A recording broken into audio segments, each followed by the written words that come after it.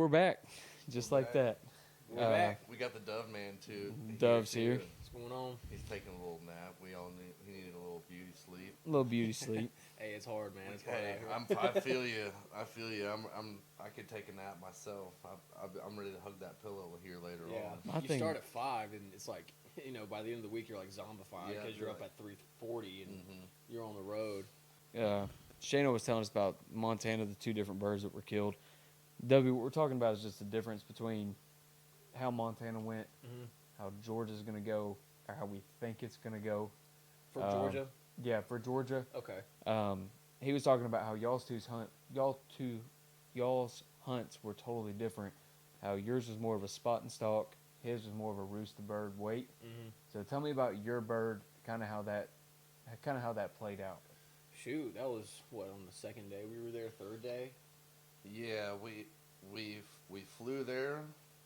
We camped that night and hunted the next day. And I think that next day we decided that this wasn't the move. Yeah. And then we left and headed out east. Yeah, we were at Bozeman for the first day, and we got up there, like, right off the plane. We got out there. I remember that. And he was kind of showing us around, and we went hunting, and we didn't see much. I mean, we saw moose before we ever saw any turkeys. Did a little bit of trout fishing. Yeah, it was a lot of hilly terrain and it snow. Was real mountainous. Yeah. And I was kind of worried because I'm sitting here thinking, if this is going to be the entire trip, I didn't pack enough. So that night we came back, and I think you or Luke made the call that we need to just go somewhere else. This ain't it. Yeah, well, Luke just wanted to check that spot out because he heard from a couple of his buddies that they heard some birds gobbling or saw some sign up there. But then we got there, and it had just snowed. There wasn't snow there whenever his buddies were there, checking it out. Yeah. We got out to Billings, and like Shane was saying, it was just snowing. Just got done snowing, so it's like, we don't know if it was going to snow again or what the weather was like, but there was snow in Bozeman, and there was snow in Billings. And it wasn't that much in Billings. Like, as we headed out east, we got less into snow. Like, where we were first spot we camped, we had to shovel out snow. When we were hunting, there's places where it's up to our waist. Right. And I think that snow line, because there was 18 inches of snow in Bozeman that last day we were there. So, like, up in Bozeman, it was getting hammered. So I think those birds were, like, down lower in elevation. So that's why we're just like, yeah, let's totally switch it up, and made, like, a 3-hour rip out east, out to eastern Montana. And that's where we killed both our birds. I would say that first morning, it was probably 7 or 8 in the morning, but we had been walking for maybe like an hour and a half. And it's like the second or third day, we haven't heard anything, we haven't seen anything, and we're sitting up on this little hill that we'd gotten up on. And we're like halfway taking a break, taking a breather, looking around and enjoying the scenery. Yeah, I mean, we were up there glassing. And glassing at the same time. And Luke was facing one way, Shane's facing the other way, and I'm looking down another, ridge line and stuff like that, and I'm not seeing nothing. And I just hear Luke say, I see a tom fanned out in front of 3 or 4 hens. Oh, man, it's on. And, and that's like first action we've had the whole trip on like day 3. So we're like dying just to take off. So, so we got to beat on those birds, and, then we were like, don't move. Because the funny thing is, he said he saw the birds. I didn't see any of the birds until they were way off. Yeah, until we were like 20, 30 yards on them. So the whole time I'm like, okay, he saw birds, like, I haven't seen them yet. Like, I hope he saw birds, right. Because we're getting after it. Then you saw them. Well, because we had to first we saw them, and obviously you can't keep them in your line of sight as you make your way over there. Because they're moving, you're moving. Yeah, I mean, they were kind of just loafing out in the field. Hens were doing his thing. He was just strutting around them like they were just doing turkey stuff. So they weren't headed somewhere like super fast. So we take off, and it probably takes us at least an hour and a half to get over that way without bumping them or messing up the hunt, right? Like on the birds, but we kind of just followed that group of birds around for 3 or 4 hours. I mean, they were textbook. Like they weren't answering calls. They single tom. Yeah, with 3 or 4 hens. Oh, I think it was probably closer to 5 or 6, maybe.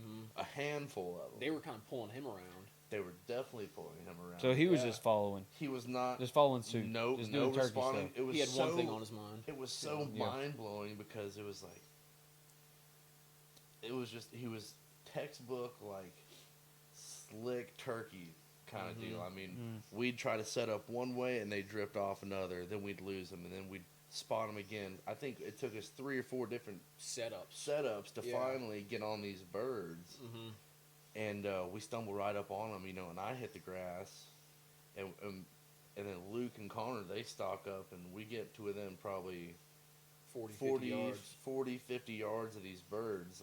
I didn't feel comfortable taking. I wanted to get that bird in a little bit closer. Luke had a fan from the turkey shot the week before, and I remember seeing this Tom, and he's like poking up his head over this log jam, and he was acknowledging us, but he he'd wasn't go into spooked. full strut. He'd go into half. This turkey would throw up the whole 9 when he saw that fan. We had a 40-minute show probably. Dip. Yeah, he would fan up and turn side to side, and then kind of do one of these, and then just not paying us any mind. So, Debbie, I want you to tell me your perspective of the events. Oh my god! And then I want to hear Shane's perspective of the events because you were on the bird. Yeah. So tell me this. I started on the bird, and I got Luke and Connor's attention, right, and then so eventually, I'm belly down, and we're as a group we're stalking this. I didn't care who killed it; it was just the way it. There was went honestly down. no clear-cut communication on what was about to happen. We just had turkeys in front of us because we were getting ready to story. we were getting ready to split up again. Yeah. You know? So it was just like it hit the fan, right? And so go ahead, Connor. Well, just kind of like what you were saying, it's like the 3rd or 4th time we set up on them, and we saw them from like up top, kind of going down to where we eventually shot this bird, and we're sitting here thinking, okay, we're gonna drop down the hill where we were seeing the birds, and maybe keep one guy up on top to kind of give us some direction on where they were, because there was times where we couldn't see them, and so me and Luke got down there and realized that they're kind of running the same script. We're getting close. We're not bumping them. We're not spooking them. They're not seeing us, but they're just out of range, and you know, they're a little bit faster than us at the moment. And so Shane came back down, and we kind of all regrouped, and we spread out.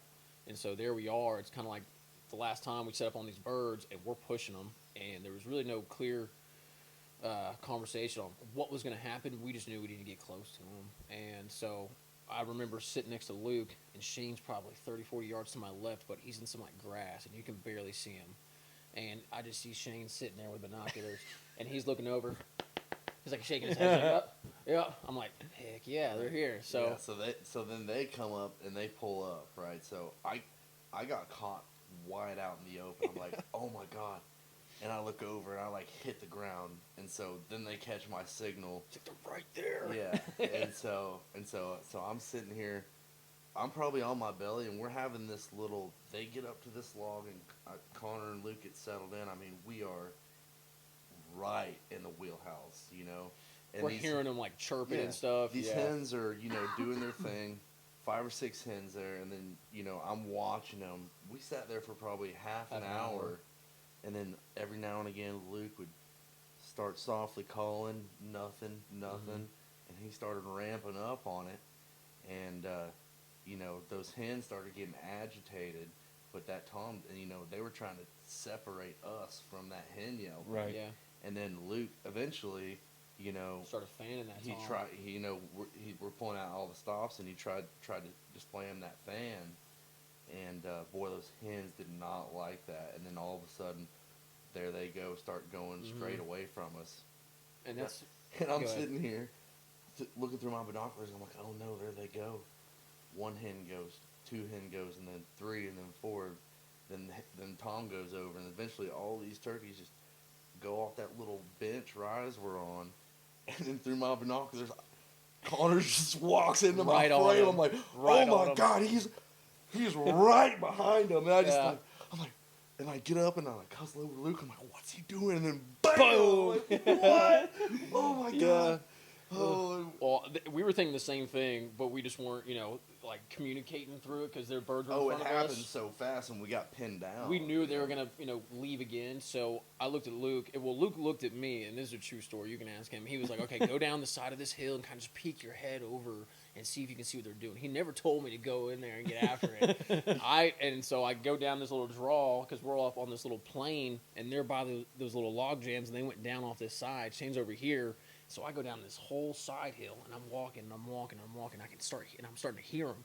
So I start just, you know, yelping, like light yelping, because I'm sitting here thinking, if they're not spooking, like they have to think we're a turkey. So I'm just gonna yelp until I get up there because I know they're gonna hear me. And I get over the top of this hill, and every single one of those turkeys had their back turned to me. Oh no! Every single one of those turkeys. Oh, no. I sat there and I watched the sun hitting off the back of this tom. It was just, he was shining, Glowing. shining, and he's double the size of all the birds. I'm like, there you are. I remember clicking my safety and lining up my shot and looking at this bead, and I put it right on the back of his neck, and boom! And you're full standing up. Full standing up. Just like Just here out in the middle. is my hand. Out in the Here's hole. my Yeah. ace in the hole. And so I gambled on it. I was just like, they're gonna do the same thing, man, but and I'm gonna. and it was just. Oh, I figured wow. one, I'm gonna do what I did, or I figured B, they're gonna flush. It's gonna turn into a duck hunt, and I'm gonna try and swat them. And I know Shane's Yeah. behind me. Yeah. He's gonna come up and clean up. I mean, at that point though, you're 3 days empty-handed. Not Yeah. even empty-handed, empty noise. You don't have nothing. Yeah, we were dialed. virtually, you Yeah, know. we were dialed. But I mean, That's what that yeah, was. oh yeah. I mean, We were dialed. we did everything we could, and that time it worked, right? And so, Yeah. And that was the granddaddy.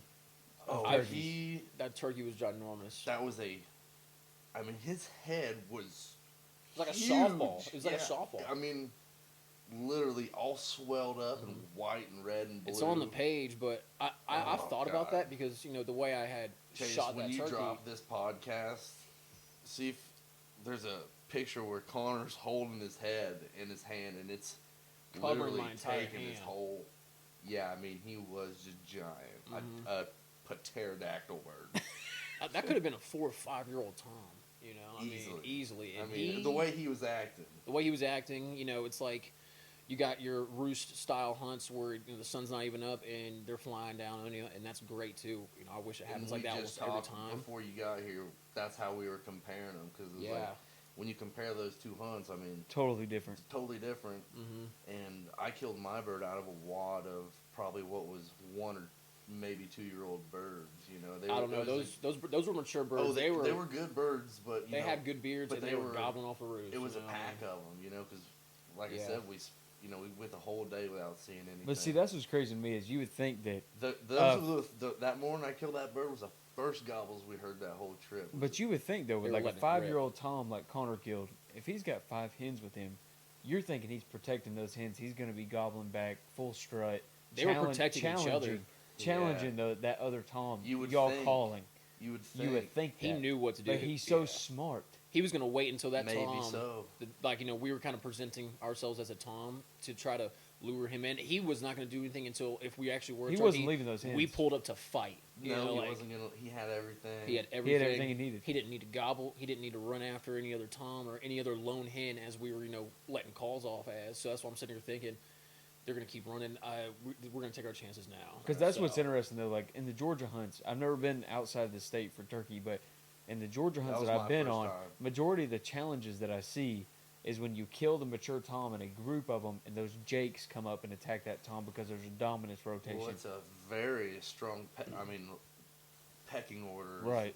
Is exactly what it sounds like. When they see their buddy down, like that is his time to take My time to advantage shine. of his weakness. That's right. And when they see their buddy I had gobble never on a seen tree, that. I hadn't killed. I'll be honest. I hadn't killed a lot of turkeys, so like, I'm still learning a bunch. And it's super exciting. But that's one thing I hadn't seen yet is one of their buddies beat the crap out of one another. But it does that would have been the happen. scenario. It would have. He was just the first off the tree, and you There and was Luke were just so none dialed of his in. none of his inferiors were. We were on that roost, and he was set up, and I mean the turkey flew in and could have basically landed on his head. That's how close he was to that roost, and we Yeah. laid down on this little trail, and it's silent, and I see this turkey fly down, and I'm still getting down, like we had just got there, and Luke pulls off his hat and starts, he did like that, like Yeah, the turkey's fly flying down. down, Fanning it down, yeah. bro.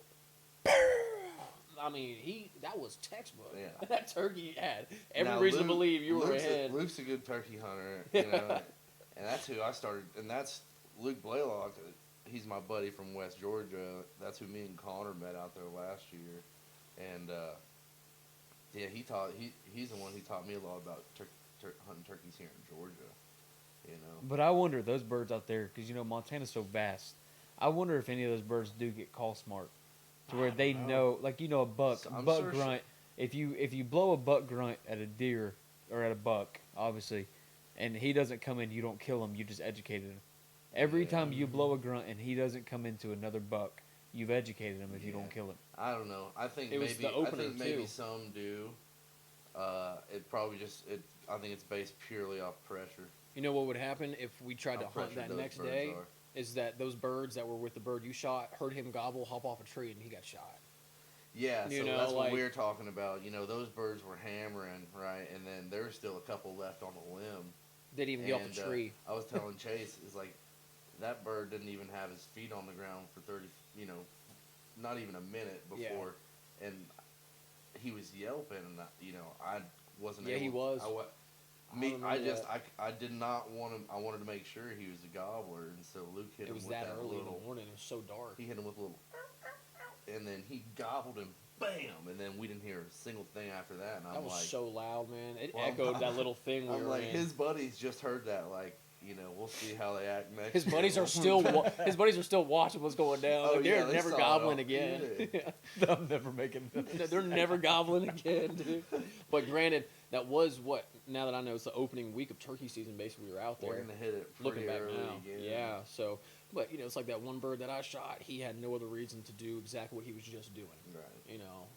And that's kind of just how it went down. And I learned a lot from that hunt. Well, kind of switching gears, Connor and I are the two that are going to be trying to kill a turkey with our bow this year. So I'm bringing the bow to Montana. You're bringing the bow to Montana. Shane and Dylan, which is another guys come with us. They're bringing shotguns. But how have you prepared with the bow? Are you just hammering those targets that you're using? Are you shooting broadheads? Are you still shooting field points? Are you just doing single dot targets? Are you shooting four?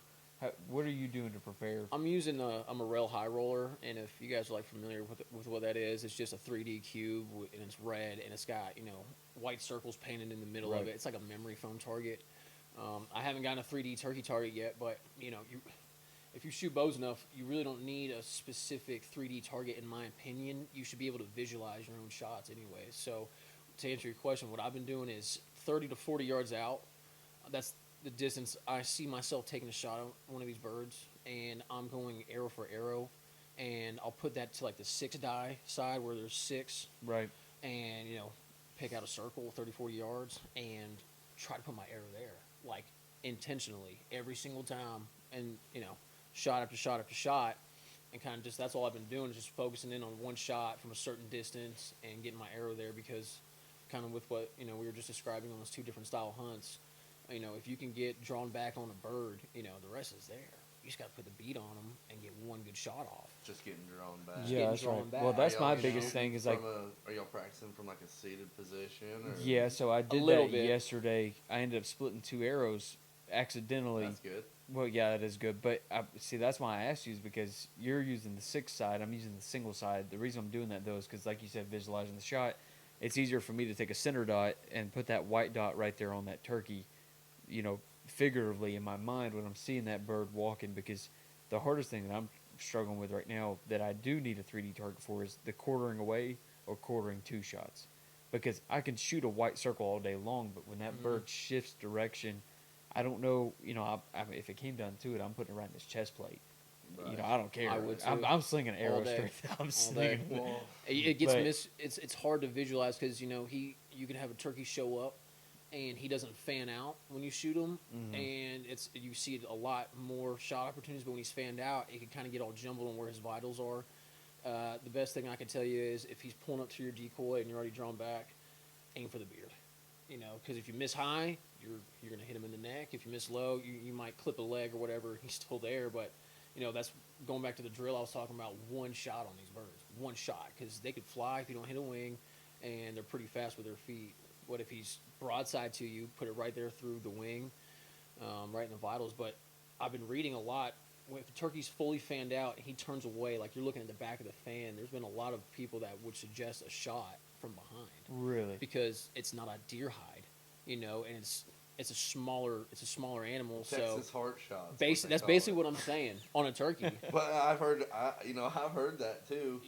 It's at the end of the day, if you know where the vitals are on most of these animals, you could take a lot of shots at a lot of different angles.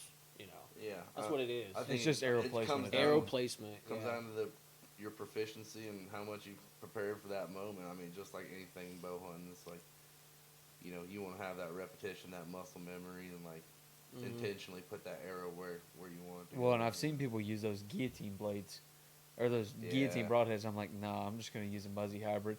Yeah, I'm I just think gonna we're try too that. close to like start tinkering with arrow setups. Yeah, and no, I whatnot. can't do that right now. No. I'd be cool just going out with a ranged broadhead and like we've been talking about, just put it on a wing. Yeah. Like just put it on a wing. Yeah, Because I mean, right there, through where their wing joint lands onto their body, there's like a spot right there for the vitals. And I'll send y'all pictures of like a turkey fan out with those red dots, like aim here, aim Yeah, here, aim yeah. here, and just visualize it all the time. that's constantly. I think one of the biggest challenges y'all are gonna face is just getting drawn undetected. Well, Are y'all ranging the gonna- bird. Y'all gonna hunt out of a blind, or I don't know. I kind of envision another spot in stock, or if it's a roost hunt. I'm you talking know. about Georgia wise. Oh, here? Okay, well, yeah, I've been talking with Sonny, and he's going to be up in a ladder stand basically calling these turkeys with a tree skirt around him. So he could Right. basically be fully covered up. And the way he's got that food plot cut out kind of comes down, it's like a U almost. Like a horseshoe. A horseshoe, Right. exactly. And there's 3 or 4 foot tall, like just brush. Mhm. So I kind of envision myself just sitting there with my back against a tree, and I'm just going to wait on some of these birds. And, if they show, they show. Yeah. And, if they give me a shot, they give me a shot. Right. But that's kind of the setup. But it's going to be getting drawn back. Yeah. So you're gonna sit over the plots and just call every 15, 20 minutes softly and just kind of hunker down with a good hide. Kind of like a deer hunt. We could do unless you got one hammering that you need to go Yeah. to. So, kind of a little story. My Uncle Sonny, he's out there in eastern, soggy waffles. Yeah, East Georgia. I had to visualize it. And he's got a food plot out there, but for this specific hunt, he's been getting those birds 8 in the morning, 9 in the morning, 4 o'clock in the afternoon, 6 p.m. It used to be 2 toms and a big group of hens. Now he's seeing one tom take over the group of hens, and another tom is just still hanging around in the wind. Satellite. So he's toms. running solo. Yeah, he's running solo now. Well, that'll But make he's for still some there. good hunting then, because I would He's almost looking for show hens. up opening day and not call. Those birds Right. go there yeah. already. Okay. You know what I'm saying? Like, I would Right. just show up and not call. Mhm. And if 8 or 9 o'clock I haven't heard nothing, I'm switching my spot up. But I would almost not even call. Yeah, I mean, I don't know.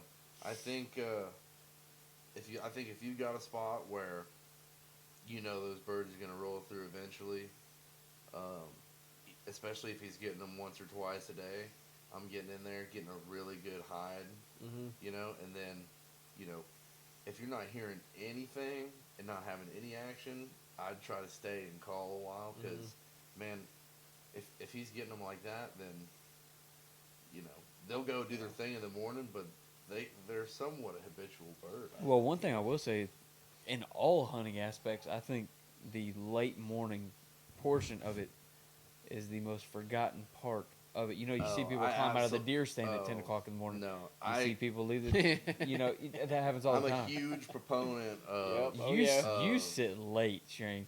I'll sit all day, but Right. You're like 1 p.m. But here's the thing: I've seen some of the bigger bucks like around noon or 11 on Yeah. the dot, and I've heard from some really good turkey hunters, and I've experienced the same thing myself.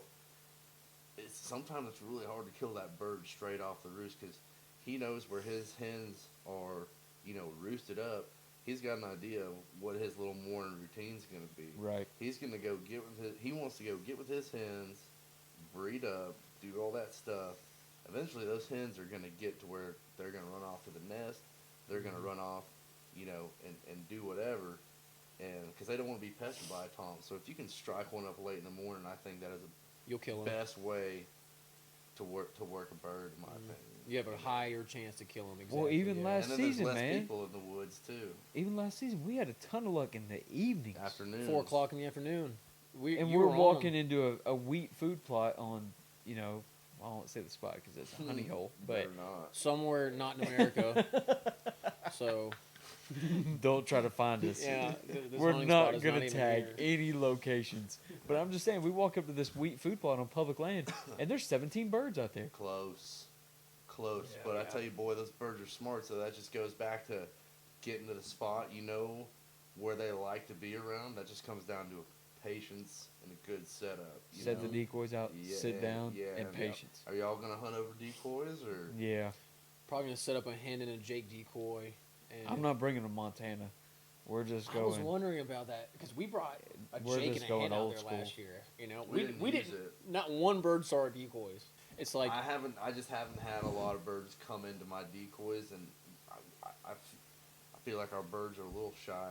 they are, and they're they're different subspecies, being easterns, and they're adapting to different ways. It's like you got a group of turkeys growing up in Montana out where we shot those birds.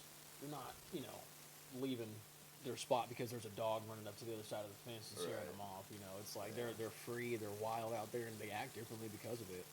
Yeah, it's different hunting. I mean, so I'm going up to Blue Ridge Saturday morning, and I saw some birds up there last weekend. I was up there doing some fly fishing, so I didn't see birds at the spot, but there's plenty of birds around. So Was that up on the way to your fly fishing spot? yeah, It was getting up there. yeah, Okay. I'm going. Yeah, so my Past buddy, the store. closer to Jack's cabin. Okay. Yeah, Nice. yeah. That's awesome. So, up there. Jack, he killed a couple birds out there last year, and I've seen some birds up there this year. So, crossing the fingers that Yeah. I know they're around there. So, it's a mix of some steeper mountain hill. It's North Georgia, so it's some good steep Appalachian terrain. Trail. Yeah, Yeah. but then he's got land in the river bottom, so it comes off the mountain and gets down into some nice fields down the Yeah. bottom. So I think our tactic is gonna be like start down in the bottom because You'll find success out there. well I think those birds will roost up where they can somewhat access those fields down below, and I think they'll From like pitching off I to think them. you can get them to pitch from a long ways off in some of these places they're roosted. So we're gonna start down in the open bottoms Yeah, where, that'd be where a they good can starting see us, point. and hopefully catch them pitching down there just naturally, and hopefully we can get some of the pitch down into the river bottom and Yeah. do it that way.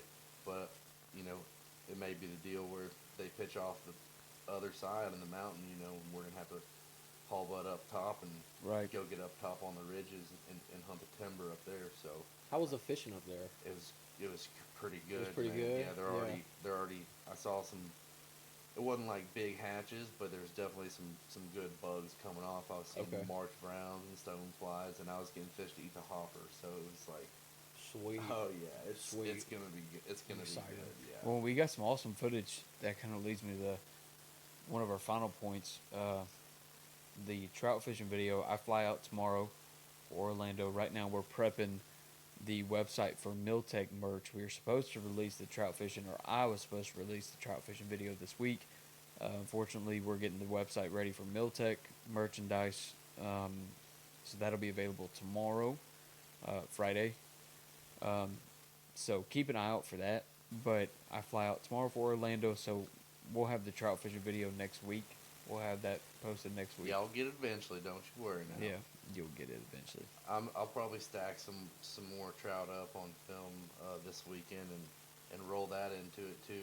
Maybe we just